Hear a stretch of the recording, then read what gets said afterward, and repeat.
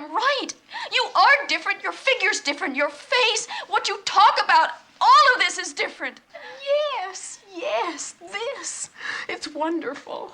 Why don't you change your mind and have a cup? Guys, welcome to a classic film review of 1975's The Stepford Wives, starring Katharine Ross, Peter Masterson and Paula Prentiss. Now, this was directed by Bryan Forbes, and it's the spooky sci-fi tale of a young lady and a family that move into a new town, but she soon begins to realise that this new idyllic small town life hides a sinister secret, the truth lying in the bizarrely perfect behaviour of its female residents. Now, this movie wasn't very successful on release for some reasons that I'll mention, but has not only gained a strong cult following in the last 50 years, but has become influential in its own right.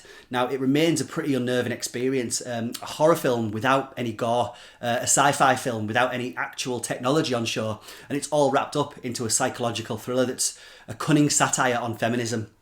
Let's take a look.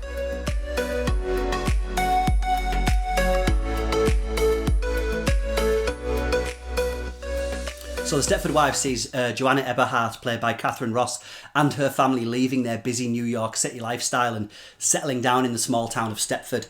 However, Ross is soon bored of the small town life, especially as she doesn't have a great deal in common with the other wives, a bunch of immaculately dressed ladies whose sole purpose in life seems to be keeping a tidy house and keeping their hard-working men happy. Easy on's really that good, is it? Is it that good? Well, if time is your enemy, make friends with Easy On, that's all I can tell you.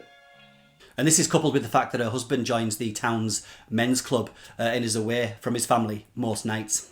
Now, it's only when Ross befriends another new Stepford wife, played by Paula Prentiss, and decides to start a women's group of her own, that she begins to grow suspicious when all the other women do is seem to complain about not having enough time to cook and clean, etc. We just want to see if there's any interest for some kind of activities in Stepford, that's all. Well, there isn't any interest here, Joanna. I know I shouldn't say this, but I just love my brownies. Now, The Stepford Wives becomes a kind of mystery thriller with Ross and Prentiss encountering ever more bizarre behaviour in the town's female residents, providing them and us, the audience, with some subtle and not so subtle clues about what's going on. Now, I won't directly spoil this film, although I do suspect that the vast majority will have either sussed it out straight away or already be aware of where this is all heading. The term Stepford wife has become a pop culture term in itself. Now, of course, sprinkled throughout the film are bizarre incidents aplenty. A lady is involved in a car accident and the ambulance picks her up and drives her in the opposite direction of the hospital. A dinner party scene sees one of the town's men meticulously draw Ross in great detail, and another sees her being visited by a guy who requests to record her voice, apparently just for a hobby. And you can see where this is all heading. That's very interesting, Claude. But it's too much work. We Stepford wives are busy.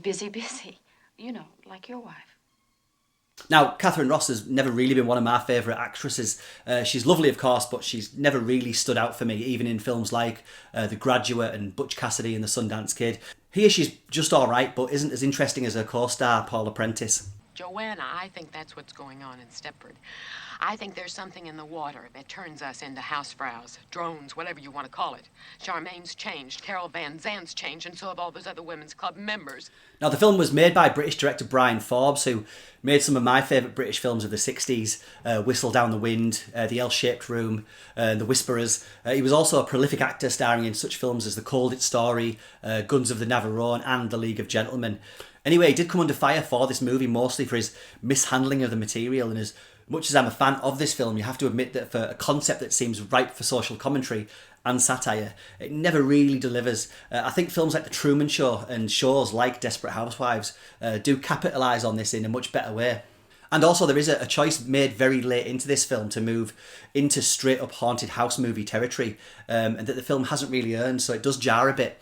The film does demand some suspension of disbelief. You have to accept that Katharine Ross is married to Peter Masterson for a start, because he's a bit of a twit, and the fact that their kids disappear for a good chunk of the plot is conveniently odd. There's a strong invasion of the body snatchers vibe running through the whole movie, especially as Ross's trusted friend circle begins to dwindle once they discover that it really isn't the local water that's affecting these women's behaviour.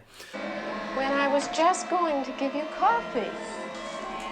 When I was just going to give you coffee.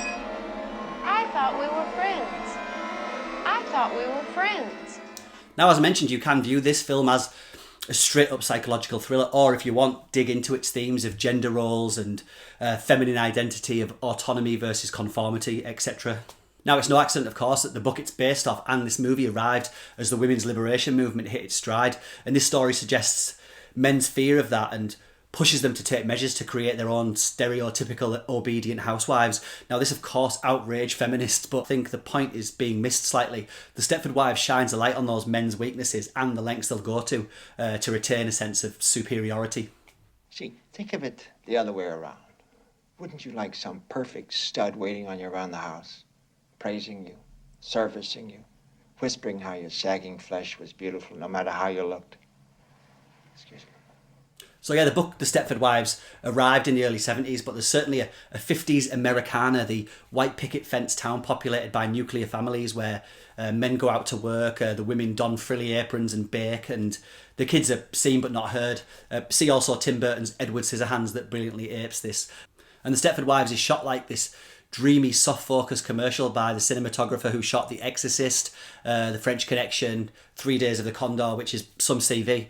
So the film has been criticised for being too slow, or certainly for Ross's character being too slow to decide something's wrong. And like I mentioned, it suddenly decides to be a horror movie when it runs out of ideas. I'm interested in these flaws though. I think it's great rewatching the film to see if you can spot any clues or bits of behaviour that give away the men's club's nefarious plans. Now, the film spawned TV sequels in the forms of Revenge of the Stepford Wives starring Don Johnson, The Stepford Children and The Stepford Husbands, and of course in 2004 a Nicole Kidman remake that was test screened and essentially remodelled into a comedy. Honestly, just don't bother with that one. Now, there's kind of a whole other unseen movie that runs parallel to The Stepford Wives, the story of where exactly all the men go and what they're up to, and of course there's an argument that this ambiguity feeds into the paranoia of the stories, and that's fair. Because this, of course, along with the novel that it's based on, is an ahead-of-its-time story of feminism snuffed out by technology and possibly one of the most underrated thrillers of the 70s. Go check it out. Why? Why? Because we can.